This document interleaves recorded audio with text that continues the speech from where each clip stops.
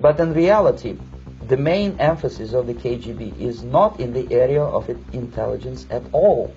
According to my opinion and opinion of many defectors of my caliber, only about 15% of time, money, and manpower is spent on espionage as such. The other 85% is a slow process which we call either ideological subversion or active measures, активные мероприятия in the language of the KGB, or psychological warfare.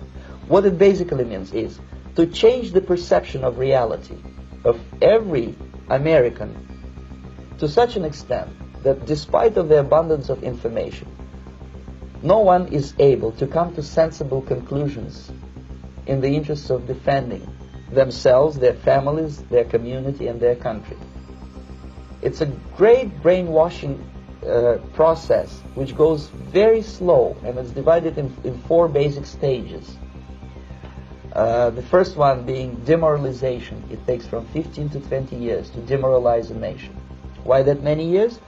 Because this is the minimum number of years which requires to educate one generation of students in the country of your enemy, exposed to the ideology of the enemy. In other words, Marxism-Leninism ideology is being pumped into the soft heads of at least 3 generations of American students without being challenged or counterbalanced by the basic values of Americanism, American patriotism. The result you can see.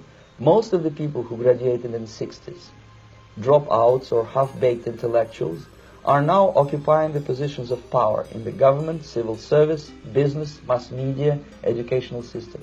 You are stuck with them. You cannot get rid of them. They are contaminated. They are programmed to think and react to certain stimuli in a certain pattern.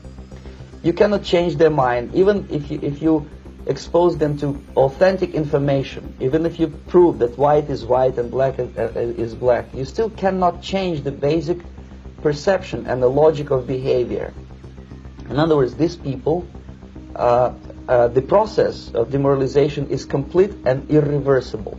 To get rid society of these people, you need another 20 or 15 years to educate a new generation of patriotically minded and common sense people who would be acting in favor and in the interests of United States society.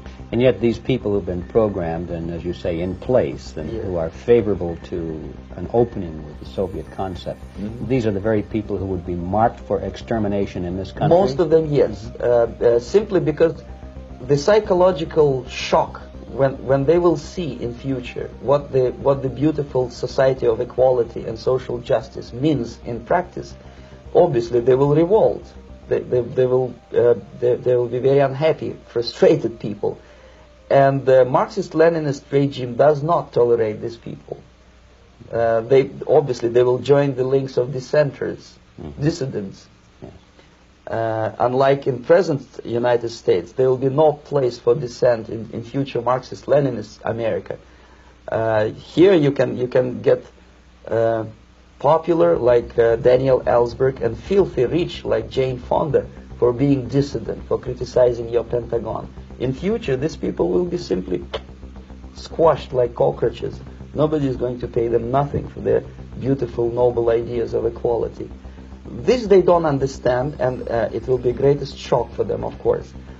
The demoralization process in the United States is basically completed already. For the last 25 years. Actually, it's overfulfilled, because demoralization now reaches such areas where previously not even Comrade Andropov and all his experts would even dream of such a tremendous success. Most of it is done by Americans to Americans, thanks to lack of moral standards. As I mentioned before, exposure to true information does not matter anymore. A person who was demoralized is unable to assess true information. The facts tell nothing to him. Even if I shower him with information, with authentic proof, with documents, with pictures, even if I take him by force to the Soviet Union and show him concentration camp, he will refuse to believe it.